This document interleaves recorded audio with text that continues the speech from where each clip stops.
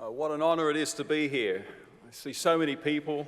Where were you guys when I was a member of a band in the late 90s? I mean, that's when I really needed you.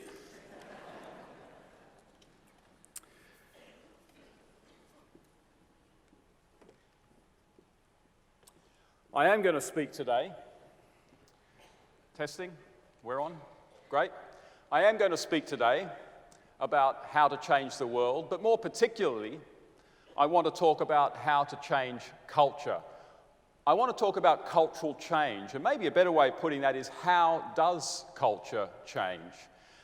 And so often we find ourselves among other people asking the question, how can we change culture? And almost invariably, once that question is asked, we are greeted with silence, prolonged silence. Why is that? Why is that such a hard question to answer? Well, I think the answer that I think I may have come across over the last few years is because culture itself is such a phenomenally complex entity. And the forces behind cultural change are many, and they are powerful, and they are beyond anyone's control. But of course, that does not mean that culture doesn't change, and that doesn't mean that we can't be a part of cultural change. And that's what I want to explore for the next 30 minutes. A good way of doing this is actually looking at a case study of cultural change. So how did we get to this kind of secular / paradoxically pagan post-Christian age that we are in? This is something that historians have written a lot about over the years. Cultural change. How did we get to this secular age that we are in? Here is a whirlwind tour of cultural change and the forces behind it.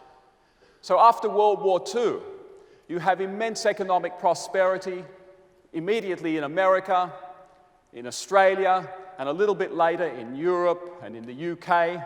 And with this immense, unprecedented economic prosperity where people are living better than they ever have in human history, this expanding middle class has given all sorts of new options about what the youth can do with their futures.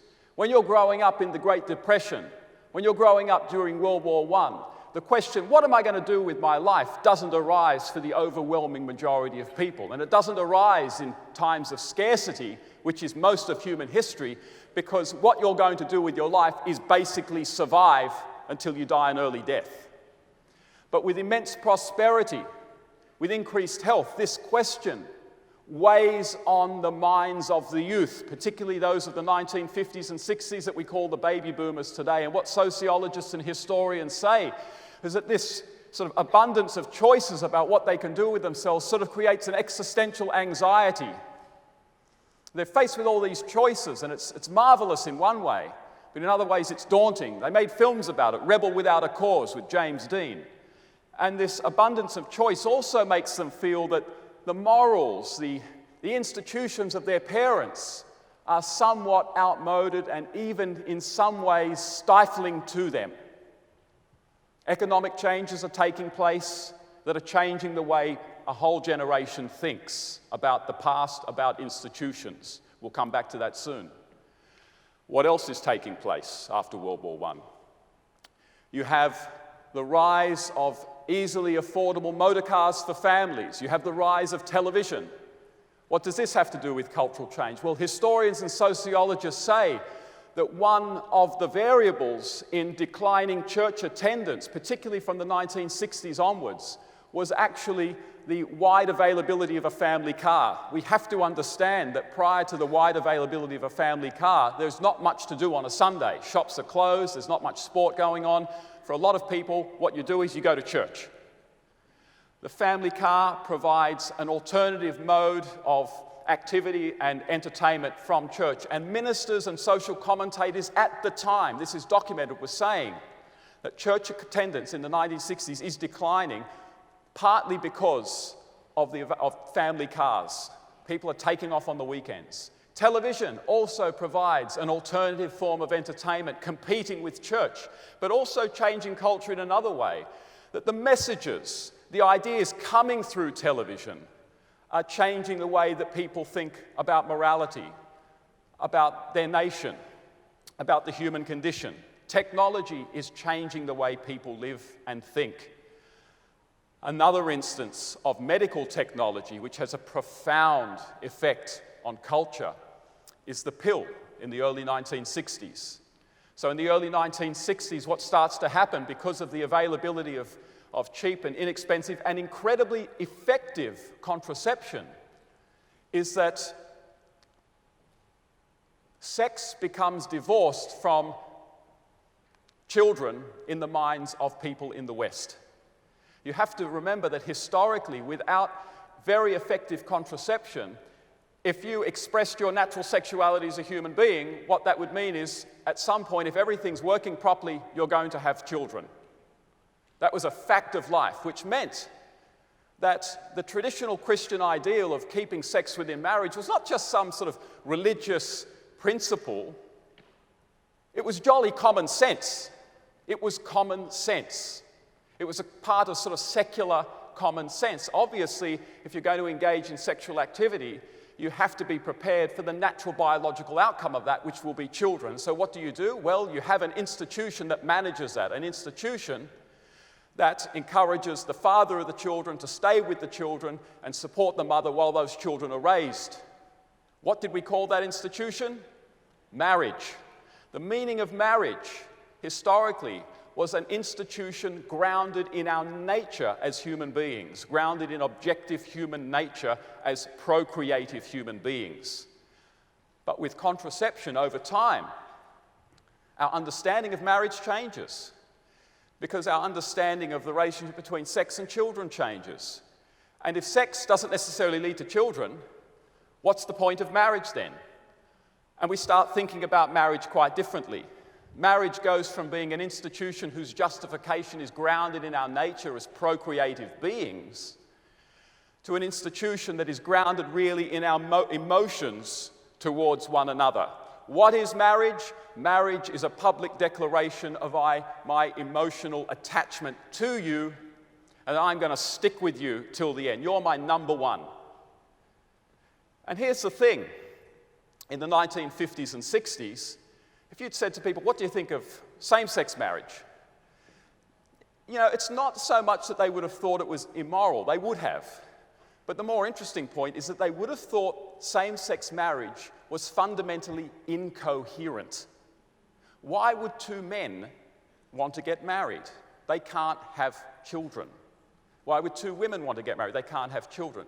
And that incoherence was because the idea of marriage was grounded in a sort of pre-1960s understanding of the relationship between sex and children. But when you emotionalize marriage, then what happens over time is that the notion of same-sex marriage becomes coherent. And today, of course, it is a coherent notion because the meaning of marriage has changed. How did it change? Because of all sorts of technological things that were going on early on. There's much more to the story, but this is a whirlwind tour.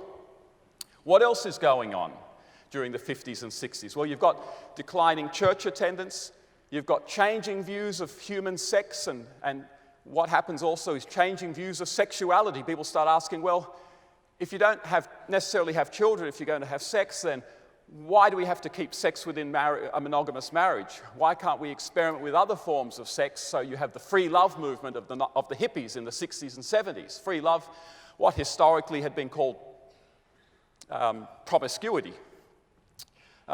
You also have questioning the idea that heterosexuality is the norm.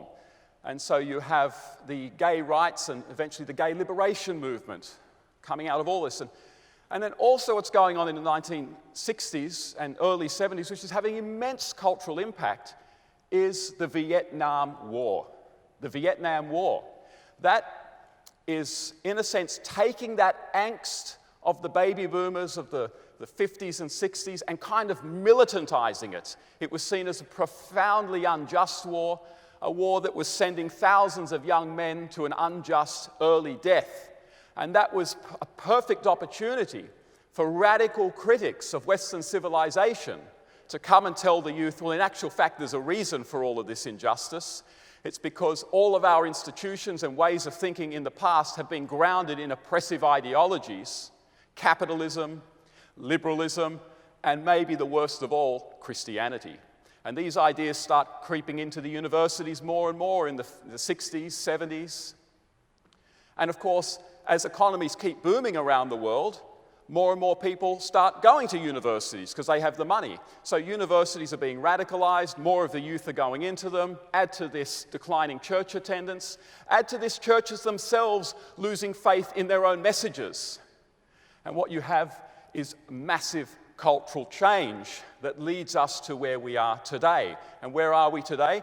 We're in a sort of situation where public secular morality has become divorced from traditional Christian biblical morality. Once upon a time, the secular sphere and the secular state and the Christian sphere, to a large extent, overlapped. I actually spoke about this a few years ago at an ACL conference. You can find that on YouTube. The secular and the Christian overlapped, and you could have Christian secularity. But when public secular conceptions of morality, of what it is to be a human being, start to shift and shift away from Christianity, what happens is that the secular state and our conception of secular well-being becomes divorced and separated more and more from Christianity, and we see Christianity as something that's quite alien and strange, and then after a while, we start seeing it as something hostile, an enemy. And nothing speaks to that more today than sort of requests in America, in the UK, in Europe, and in Australia. Think of the submissions to the Ruddock Review. Think of submissions to the Anti-Discrimination Bill. What are Christians asking? They are asking to be tolerated. An incredible cultural shift that has taken place over 70 years. It is unbelievable. Where Christianity has gone from being part of the establishment to requesting being tolerated even in its own institutions like religious schools. Obviously, Izzy Folau is a spectacular example of this very shift. The point of that whirlwind tour is to impress on you how complex cultural change is. The forces that led to these changes in the way that we live, and therefore changes in the way that we think we ought to live, that is, changes in morality, these forces are massive, powerful, and many. Economics, technology, science, warfare, shifting demographics. Gosh, cultural change is complex. What is the lesson? You can't just control culture like it's a machine that you figure out how it works and then you can get in there and start making it do what you want. Gosh, if culture is kind of like anything, it's more like the weather. And even the experts can't control, can't predict, let alone control the weather. Culture is a phenomenally complex thing. But just because we cannot control culture doesn't mean that we can't be a part of cultural change. Culture certainly does change, and historically we know that there are very important movements and individuals and institutions that are involved in that cultural change at those moments historically when culture is ready to change. Let's talk a little bit about that. So yeah, you can't control culture, but that doesn't leave us entirely powerless. You see, here's the thing. I don't want you to think that, over the last 70 years, nothing good has happened.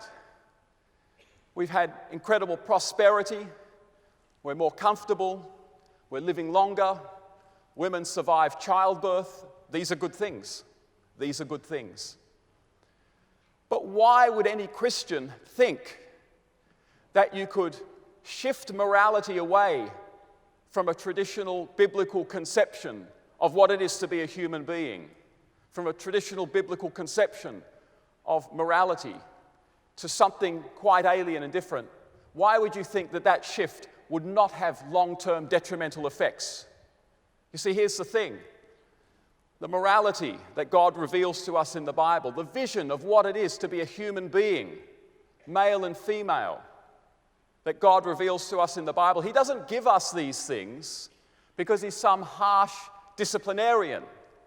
He gives us these things because they are good for us. They are conducive to our nature as human beings.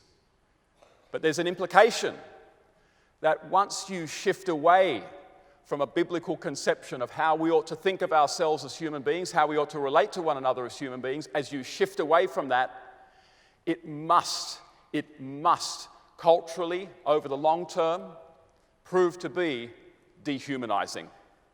It must prove to be dehumanizing, because biblical morality and the way that God tells us we ought to think about ourselves as human beings is deeply conducive to our nature as human beings. God gives us this so we can flourish as human beings. We depart from it to our peril, and we dehumanize ourselves in the process. It can take a long time for this to unfold, but it inevitably has to.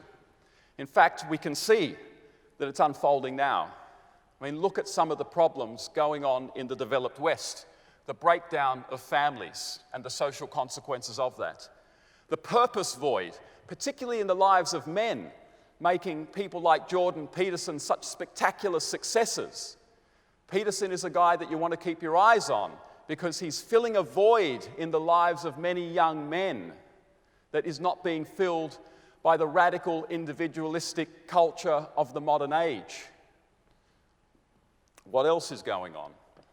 The hypersexualization of children. These are the fruits of moving away from a Christian conception of what it is to be a human being. Youth suicide, porn addiction, ripping apart lives, destroying relationships, ripping apart families, depression and anxiety, the creep of ideologies in our institutions, corporate, even in some instances religious, state institutions, educational institutions, which seek to limit what we can say, even outside of work. Ideologies that in the name of diversity seek to impose a false and tyrannical uniformity on the way that we think. Ideologies in the name of inclusion that seek to exclude anyone who openly disagrees with them. Here's the thing, folks. Some people are noticing. Some people are noticing. And they have to notice because we're all human beings. And therefore, any deviation from that biblical conception of humanity, of how we ought to live, is going to affect everyone. People are noticing. And they're going to keep noticing in the future. What are we going to see people noticing? Well, we're going to start seeing the children of same-sex marriages over time saying publicly, and we're seeing it now, you know, mum and mum, you know, dad and dad, remember when you told me that it doesn't matter whether I have a mum or a dad? Remember when you told me that it doesn't even matter whether I know who my mother is and know who my father is? You know something? When you said it doesn't matter, what you really meant was it kind of doesn't matter to you, but it matters a hell of a lot to me.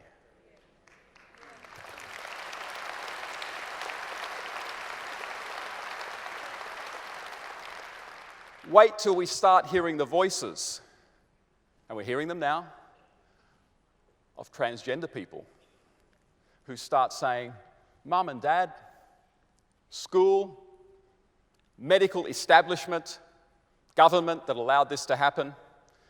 Why is it that when I was young and confused and didn't know anything, why is it that instead of trying lovingly to guide me through an age of confusion, you put a scalpel in my hand? Wait for those voices. The voices will come, and they will be the most authentic voices. We're already seeing the effects of the sexual revolution. The sexual revolution, oh, free love, you know, as long as there's consent, everything's fine. Well, guess what? A lot of women who lived through that sexual revolution are saying, you know something, the sexual revolution was just kind of another way of men exploiting women. And I don't remember feeling all that empowered when I was passed around the hippie commune like a bong. The sexual revolution is being critiqued not by the right, not by conservatives, but by the left. And they're also critiquing pornography as, again, another way that women are being victimized in a secular human culture, a secular humanist culture.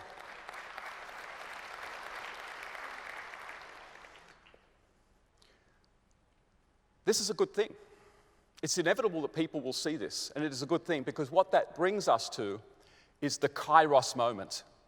The Kairos moment. Kairos, that word in the New Testament, which means an opportune time, an opportunity. This unraveling of the secular humanist vision of what it is to be a human being, which basically just says we're the sum total of our desires and that's it. And to live a good life is simply to live a life where your desires are basically met. It's unraveling, and people are noticing. People are recognizing that things are going wrong, and people are going to start asking, what went wrong? Where did we go wrong? And that is the opportunity that Christians need to seize. That is our Kairos moment. It's coming upon us real quick.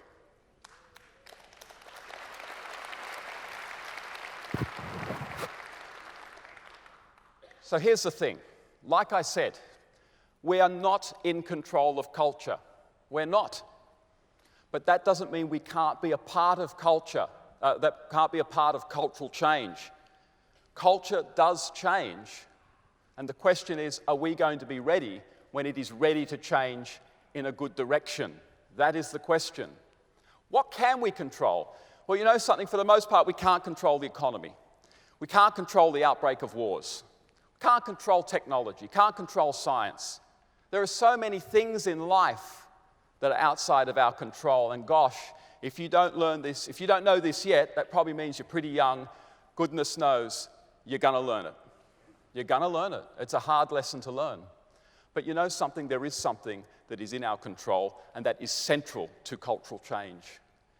Our character. Our character. Whether or not we live lives that exemplify the teaching and personality of the Lord Jesus Christ, that is in our control. That is absolutely in our control. And you know something, historically, that has been one of the most powerful agents of cultural change. Do you think we're the first Christian generation to live in a pagan culture? Of course we're not. The early church arises in a pagan culture. It arises in a culture where even the Romans themselves, some of the great Roman philosophers and historians, were looking at their culture and saying, what is this disgusting thing that we are confronted with? The cruelty, the complete disregard for human life, the incredible poverty. Christians come along and they help the poor. They come along, they help the sick. They come along, they live lives of restraint. They live lives in accordance with their own message. They come along, they rescue children off garbage piles and raise them as their own. They come along, and what do? They exemplify Christian character. They exemplify, and you know what that does? It changes the Roman Empire. It changes the Roman Empire. Over those 200 years, Romans see the attractiveness of a Christian heart on fire. They see the attractiveness of Christians living up to their own ideas. What can we control? We can control whether or not we are living lives that live up to the gospel message of grace and forgiveness. We can live up to that, and we're in control of that, and that is something that can have profound cultural effects. You know something? There are movements around today saying Christianity is darkness, that Christian love is hate, that Christians are bigots. Let them say it. Let them say it. It's kind of like this. If you're told constantly that behind that door is only darkness, and then that door opens, and in actual fact what you have is bright light, how much brighter will that light be to those who are told that all that there is darkness behind that door? Let people say that Christianity is hateful and dark, because all that means is more powerful will it be when they encounter true, authentic Christians living Christianly, when they walk into churches or experience churches that are run according to love and justice, unlike their workplaces. Let them encounter that, because that will show up once and for all the lies of anti-Christian secular humanism. It will shut the mouths of many. Of course, for many, it will just provoke them even more. You're never going to convince everyone. And when we talk about cultural change, we don't mean that everyone is suddenly going to think the same way. That's never happened historically. but let people keep telling us what Christianity isn't. So through our deeds, we can show them what it is. And my goodness, the secular humanist movement will appear wicked and foolish.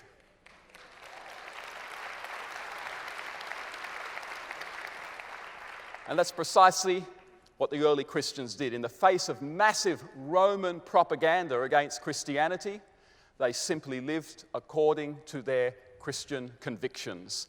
That was their greatest weapon. And that is our greatest weapon, and that is something we are in control of.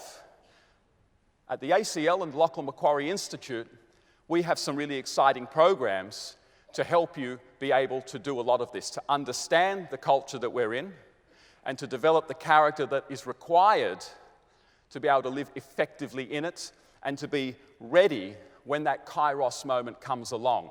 I'm really excited to say that in January this year, we've got an 8-day course for those between the age of 18 and 25. If you're about to go into uni, or if you're in uni, or if you've just finished uni, we would love you to come and do this course. And you know something, if you're not even interested in doing university, goodness sakes, come along and do it anyway, because what we do in this 8-day course is that we teach you how to think about the world, how to think about our secular age, how to think about modern culture from a Christian perspective, from the disciplines of biblical theology, history, science, and philosophy. You can be in a sympathetic environment where you can talk about the big questions of the day and how Christianity relates to these things. I like to think of it as a kind of university proof or university prep course. If you're 18 to 25, I want to see you there. It's from the 12th to the 19th of January. I want to see you there. If you know someone between the age of 18 and 25, I'm sure most of you do, encourage them, tell them about it. We've got some leaflets in the foyer. We've got a longer course. We've got a 3-month course, the Leadership and Civil Society Summer Program. Applications close soon, but we'll still take applications. If you're interested in a life of servant leadership, either in the church or out in the secular sphere in business or the creative arts or politics or law or public policy, if you're interested in a life of servant leadership, but you really want to get a handle on the nature of the culture that you're in, you want to figure out how we got to where we are so you can be most effective in it, and if you want to be plugged into a network of people who are doing great things in all those spheres I just mentioned, come and do that course. It's a fantastic course. It'll change your life, just like that GPS course. Everyone that does the GPS course, after the 8 days, they just say, it's changed my life. It's changed the way I think. It's given me a discipline.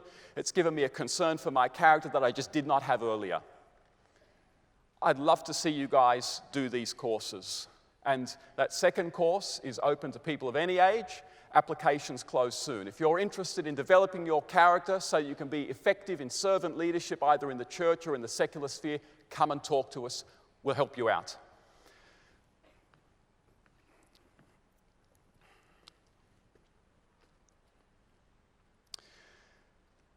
Like I said, we're not in control of culture. I'm not in control of this PowerPoint display. I really wanted to give evidence for how little control we have, and I think I just have. We're not in control of culture, but that doesn't mean that we can't be a part of cultural change. And the thing that we are in control of, our character, is that which historically has proven to be immensely powerful when it comes to cultural change. You are in control or not of whether you are a superficial thinker or a deep thinker about our culture. That's something that you are in control of. You are in control of whether you are a loving husband, a loving wife, a loving parent, a loving boyfriend, a loving girlfriend. That is in your control. You are in control, as difficult as it is, of whether or not you are addicted to pornography. That is something that you can overcome. You're in control as congregations of the nature of your churches, whether your churches live up to the principles of charity and justice, whether they're havens for people outside of the church, where they just feel a love, where they feel something that they're just not getting elsewhere in their workplace or even, sadly, in some instances, in their families. Culture changes, and the time when culture is ready for a change is coming. It is coming. You know, the threads are coming loose. People are noticing that there are serious things wrong in the world today, particularly in the liberal democratic world. As at that point, they're going to be looking for answers, they're going to be looking for alternatives. And you know something, whether we have the answers or not, they're going to find them. Something, some ideology, some movement, some individual is going to have a huge impact. And whether it is us or not, that is in our control. That is something that is in our control. So will you be ready for that Kairos moment? That's the question that we need to ask ourselves, and it's one of the few things in life that we can control. Will you be ready? Thank you very much.